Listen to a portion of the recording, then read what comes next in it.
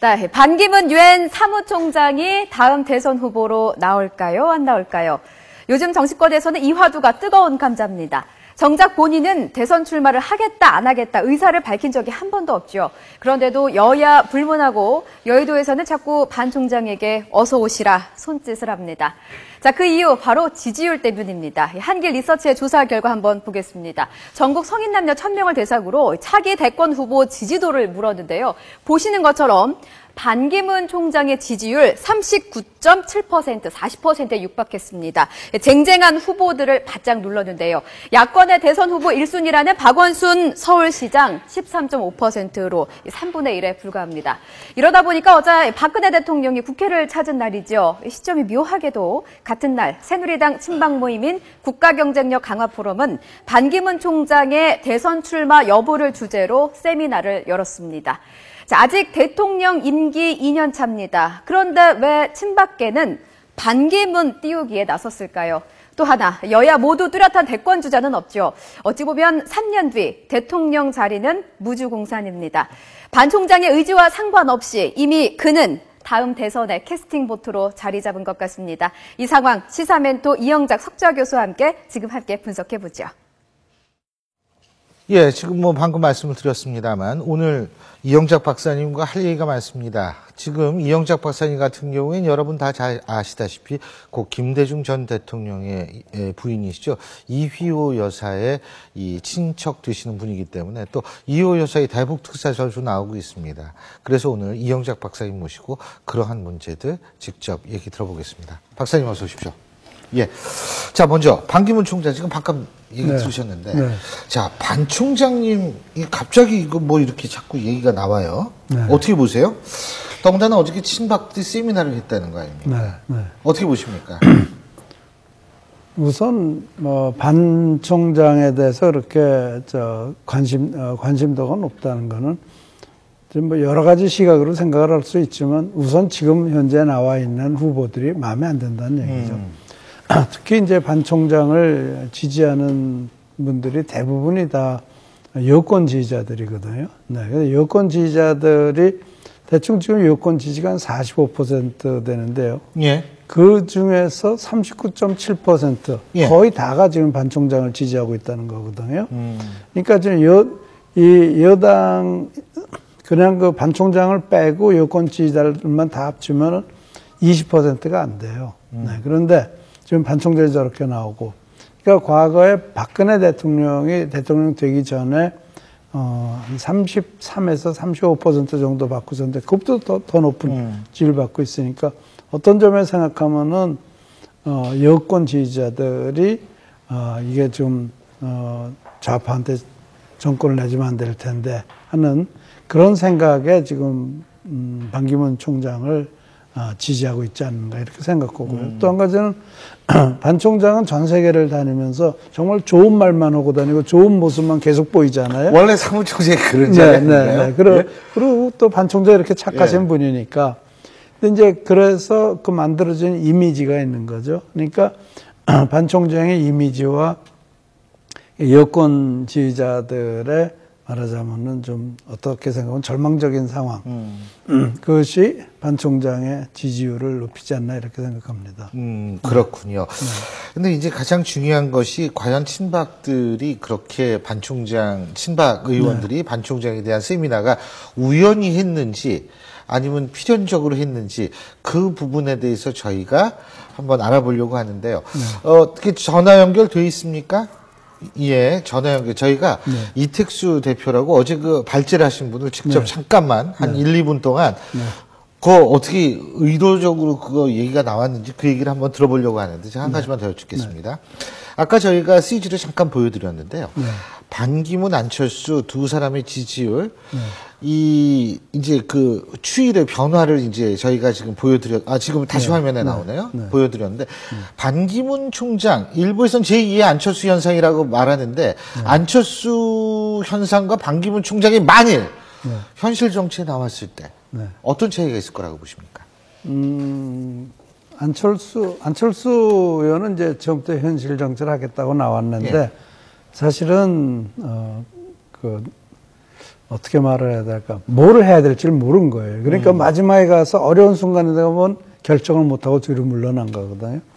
그 반기문 총장의 경우에는 그런 그 정치적인 걸 해본 적이 안 계신 분이죠. 그런 걸 해본 적이 없기 때문에 어떤 정치적인 결정을 할지는 아무도 몰라요. 네.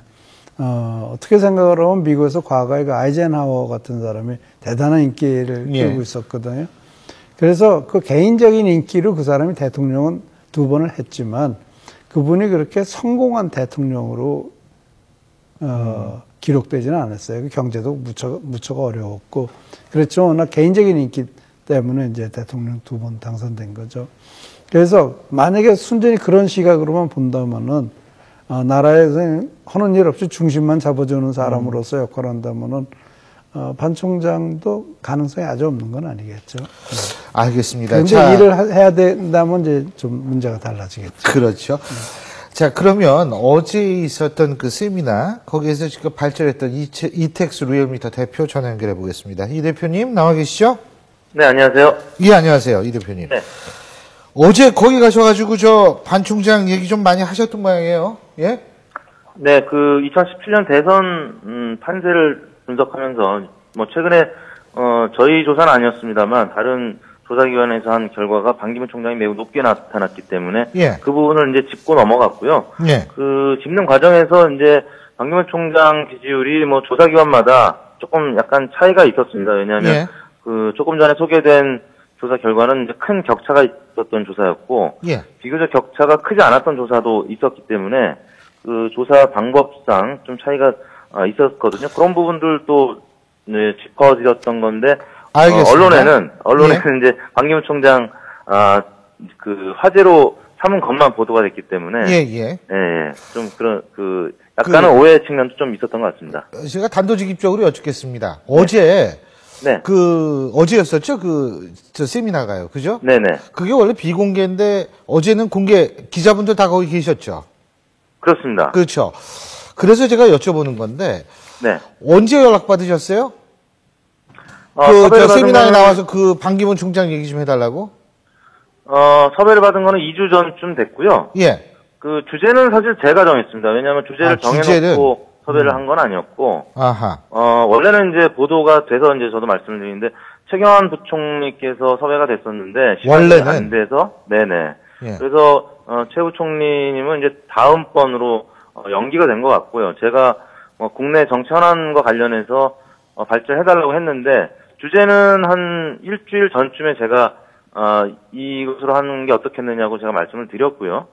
그랬는데, 과거에도 이제 국가경쟁력 강화 포럼 이전에 여의 포럼이라는 명칭으로 친박 의원님들이 그런 연구 모임이 있어서 제가 한 몇 차례 했었습니다. 근데 당시에는 계속 비공개였었기 때문에 저도 큰 부담 갖지 않고 편하게 이제 좌담회 형식으로 말씀을 나누려고 했었는데 어제 가서 보니까 예상외로 많은 의원님들 와 계셨고 또 기자분들도 굉장히 많이 와 계셔서 사실 좀 놀래긴 했었습니다. 그렇군요. 그러니까 뭐 의도적으로 그렇게 됐다라고 보기는 힘든 구석들이 많네요. 뭐 제가 그 과정을 다 하니까 의도적으로 그 뭐 간사이신 유기준 의원께서 그렇게 하시는 건 전혀 아니고요.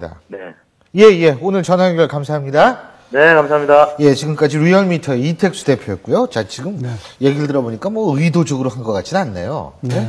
근데 아무래도 이제 또 이게 분석을 하다 보면, 김무성 견제용 아니냐, 뭐 이런 얘기 나올 수 있는 거 아니겠어요? 그런 개연성은 충분히 있는 거죠. 근데, 이게요, 정치인이, 그러니까 대통령을 자기네들이 만들겠다고 한다는 그런 아이디어 자체가 정말 제가 볼 때는 우리나라 정치인들의 수준을 생각을 하게 합니다. 미국에서는요, 대통령이 되겠다는 자기가 결정하고 자기가 참모를 만들어서 뛰는 거지 국회의원들이 거기 끼어들지 않아요. 국회의원들이 대통령 만든다고 뭐 왔다 갔다 하고 그런 거 아니에요. 그러면 국회의원은 자기가 활동해야 될 의정 활동이 있는 거 아니에요. 의정 활동 하나 제대로 하기도 힘든데 이제 대통령 만들겠다고 한다는 건 말이 안 되는 거고요. 또 한 가지는 국회의원이 좋은 전략가가 못 돼요. 그런가 하면 정치인이라는 건 생명이 2개 있잖아요. 자연인의 생명이 있고 생명이 있고 정치인으로서 있는데 그 사람들이 무슨 일을 하더라도 정치적 생명을 다칠 일은 절대 안 해요. 예. 근데 선거란 건 그게 아니거든요. 정말 모든 걸 내놓고 붙는 건데 이 국회의원이라는 사람들은 그런 짓들을 안 한다고요. 자기 정치 생명 다치는 짓은 절대 안 하거든요. 그래서 절대 좋은 전략가가 되질 못합니다. 그래서 만약에 반기문 총장이 대통령 나기로 한다면은 국회의원들을 둘러싸면 절대 되는 일 없어요. 네. 지금 말이에요. 네. 사무총장으로서의 반기문 네. 평가가 좀 엇갈리는 것 같아요. 네. 뉴욕타임스 같은 경우에는 쉼없이 일하는 사람이라는 호평을 내놨지만 네. Foreign Affairs 같은 경우에는 시리아 사태의 장기화 같은 건 예를 들어서 반 총장에 대해서 좀 비판적인 얘기를 하고 있는 모양입니다. 네. 그러니까 사실 굉장히 평가가 엇갈리는데 어떻게 보십니까? 만일 반기문 총장의 지금의 지지율, 외신은 총장으로서의 평가가 좀 엇갈리고 있는데 오래 갈 거라고 보십니까? 저는 그 외신에서의 평가는 전혀 중요하지 않다고 생각을 합니다. 그런 게 있을 수도 있고 또 긍정적인 것도 있을 수 있고 부정적인 것도 있을 수 있고 그래서 그리고 또 국민들이 그거 잘 관심도 없고 잘 몰라요. 네. 그리고 만약에 이제 선거운동이 시작되면 그게 문제가 될 수가 있지만 그것에 대해서 미리 다 준비를 해놔야 되겠죠. 그래서 저는 그게 큰 팩터가 될 거라고는 생각하지 않습니다. 네. 그러니까 그러한 평가라는 것이 큰 팩트는 아니다. 네. 알겠습니다. 그리고 사실은 지금 반기문 총장 자체는 정작 나는 조목조목 이러면서 나는 이래서 정치를 안 하겠다. 나 정치 이렇게 거리 두고 있다라고 얘기를 하거든요. 그게 한 3가지 이유 정도가 된다고 그러더라고요. 자, 저희 3가지 이유 화면으로 잠깐 정리를 해봤는데요. 예. 자, 화면에 지금 나올 겁니다. 3가지 이유 지금 나왔죠. 첫째, 권력 의지가 없다. 이거 중요한데. 쌓은 명예가 사라질까 걱정이다. 이것도 일리가 있어요. 3번째, 가족들이 반대한다. 이 가족들이 반대하면 하기 힘들죠. 힘들죠. 네. 어떻게 보십니까? 이 3가지 이유. 저는 나름대로 공감할 수 있는 것 같은데 박사님은 어떻게 평가하세요? 저도 상당히 공감되는 부분이 있고요. 예. 가장 중요한 건 권력 의지가 가장 중요합니다. 권력 의지가 강하면은 가족들 희생시키고 자기 명예 다 희생시키고 시도를 해보거든요. 그런 분들이 몇 분 계시지 않았습니까? 과거에. 그래서 제일 중요한 건 권력 의지예요. 전에, 이제 고건시장 같은 분도 만나뵀는데 그분은 권력 의지가 없더라고요. 네, 그러니까 지금 제가 반기문 총장을 이런 일로 만나서 얘기를 나눠보면은, 알 수가 있는데 이게, 권력 의지라는 건 굉장히 뜨거워야 돼요. 뜨거운 열정이 있어야 됩니다. 그리고 권력 의지는. 물불 가리지 않고, 그리고 내가 가서 문을 뻥 차고 들어가겠다라는 그런 각오가 돼 있어야 돼요. 근데 그런 각오가 없다면 권력의 의지가 없다고 봐야 되는 거죠. 그러니까 모든 거를 다 내가 대통령 되기 위해서 모든 거를 다 희생하겠다라는 그런 뜨거운 열정. 그게 대통령 되기 위해서 가장 중요한 게 되겠죠. 그렇죠. 그래서 이제 사실 어떻게 될지 모르는 것 같은데. 자, 이번엔 좀 다른 얘기입니다. 이호 여사의 조카 되시지 않으세요? 이 박사님? 네, 제 이제 아버님의 여동생이죠. 예? 제 아버지의 여동생이에요. 아버님의 여동생? 그러면은 고모시네요, 고모. 되게 가까우신데. 요새 가끔 뵙겠어요? 뵈시겠어요? 집안 행사에서. 그죠? 근데 박근혜 대통령 만나셨던 거 지난 화요일 날, 그건 아셨을 거 아닙니까? 근데 이호 여사가 북한에 한번 가서 어린이들 특히 이런 것 때문에 한번 방북을 허락해 주십시오. 그랬더니 여사님께서 편하실 때 언제든지 한번 기회를 보겠다고 박근혜 대통령이 말씀을 하셨는데 오늘부터 대북 특사설이 나옵니다. 가능하다고 보십니까? 글쎄요. 우리 이호 여사가 대북 특사를 받아들이겠느냐? 글쎄요. 그건 정치성을 띄우는 거기 때문에 그건 아마 안 하시려고 그럴 거고. 근데 이호 여사가 만약에 결혼을 안 하셨더라면은 저는 정말 한국의 마더 테레사 같은 분이 될 수 있지 않았을까. 그런가 하면 원래 미국 가서도 유학을 하실 때도 사회봉사학에 대해서 공부를 하셨고 YWCA에서 총무로 쭉 일을 하셨고 그 전에도 정말 힘들고 어려운 사람들을 위해서 일을 많이 하신 분이거든요. 그래서 이호 여사가 북한을 가시겠다고 하는 거는 정말 진정성이 있을 거라고 생각합니다. 그런 거 특히 어린아이들, 그 불쌍한 어린아이들에 대해서 그런 그 마음이 있으신 분이기 때문에. 네, 그래서 뭐 그런 마음이 있으시고 순수한 마음을 가지고 계시기 때문에 좋은 의도를 가지고 계실 거라고 생각하고, 그러나 정치적으로 어떤 정치성을 띄운 것에 대해서는 아마 하시지 않을 것이라고 생각합니다. 그러니까 인도주의적 차원에서는 얼마든지 큰 역할을 하실 수 있지만, 하지만 뭐 메시지를 전달하거나 이러기는 좀 힘들 거라고 보십니다. 그런 건 안 하실 거예요. 뭐 가족분이 그렇게 보신다는데. 아니, 저는 그렇게 생각해요. 그런 거는 그분 성격상 또 그러니까요.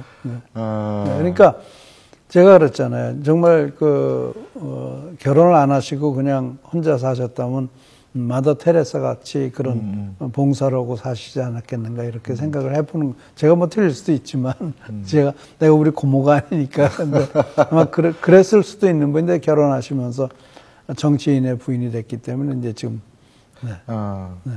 잘 알겠습니다. 근데 사실은 굉장히 상징성은 크다는 평가를 많이 하더라고요. 그렇죠. 근데 그 상징성에 또 그러니까 사람들이 그 상징성 때문에 굉장히 기대도 많이 하고, 그래서 아마 대북 특사설이 나오는 것 아닌가 이런 생각이 글쎄, 듭니다. 그거는 제가 잘 모르겠어요. 글쎄요. 잘 알겠습니다. 그 대북 특사 만약 가시면 책임지셔야 됩니다. 예, 오늘 말씀 여기까지 듣겠습니다. 감사합니다.